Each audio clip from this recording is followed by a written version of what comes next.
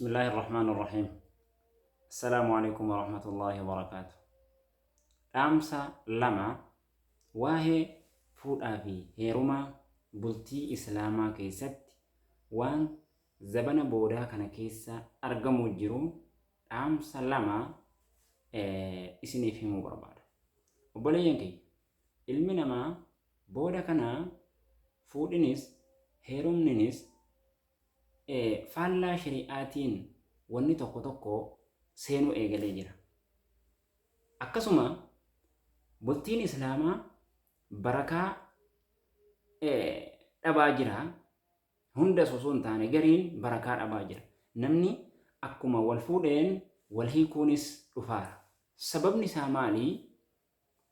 Waan shari'aa faalleffameefi. Qabxii lamaa sadii isiniif hin tuqa waan shari'aa faallessu. Fakkeenyaaf namni tokko wayita fuudhee dhiirri tokkoo fi dubartiin tokko gaafa wal fuudhan bakki itti agarruu jirru FB irratti agarruu jirra, TikTok irratti agarruu jirra, YouTube irratti agarruu jirra. Ijji namaadhaa budaadha. Ijji namaa nama nyaata. Nama nyaata.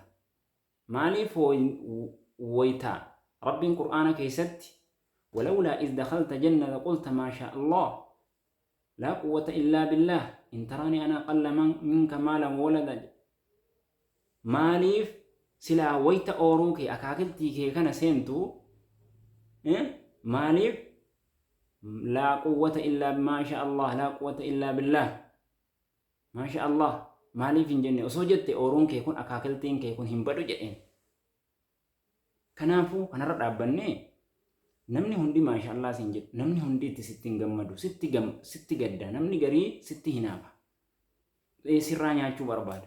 Kanaafuu bultiin islaamaa akkuma ta'etti ta'ee FB irraa fi miidiyaa irra deemuu hin qabu. Kanaaf miidiyaa irratti wal fuudhanii miidiyaa irratti wal hiikuu jiran qabxii inni tokkoffaa isa kana. Tokkoffaa inni lammaffaa gaafa wal fuudhan aadaa Yahudaa hordofuutu jira. Innis aadaa Yahudaa hordofamaaru keessaa inni tokko namni tokko wayita fuudhu uffata wahii isa adii wahii jala kanaan bal'aa wahii gubbaa kanaanoo qalama fuulatti dibattee hidhii fuulatti dibattee harmi ni mul'ata akka inni mul'atu godhamee qaamni 12 akka inni mul'atu godhamee jala kanaanis akkasiisan shari'aa islaamaa keessa hin jira. Kun bid'aadha. Shari'aa islaamaa keessa kun bid'aadha. Dubartiin islaamaa waan akkasiitiin kuni aalii Yahudaatu warra Yahudaatu waan akkanaa fayyadamu malee islaamni waan akkanaa hin fayyadamu gonkumaa Rabbiin irraa nu haa baraa. Tokko inni lammaffaan maali yoo jettan inni lammaffaan inni sadaffaan jechuu qabxiin sadaffaa dubartiin tokko isin warra dubartootaa yoo na dhagahu jiraatte yoo dhageesse sagalee koo kana sirritti of eegi. Dhiirrinis na dhagaye. Qabattoo amartii walii kaa'u. Booda kana akkumaan itti beekameehu dubartiin tokko yoonii fi qabattoo inni fuudhaaru sun itti kaa'e malee akka waan abbaa manaa isaa hin taane wahitti yaadde. Amartii sana hin jaallatti akka lubbuutti akka waan dubrummaa isiitti wanta sana eeggatti. Subhaanallah.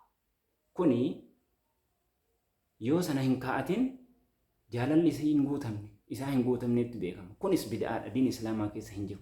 Amartii walii kaa'uun huccuu aadaa sana uffachuun aruuza miidiyaa irratti gaggeessan wal hin hanee miidiyaa irratti gaggeessuun kun hin jiru shari'aa islaamaa keessa. Of eeggadha. Bultii wanni ijaaranuuf barakaadha.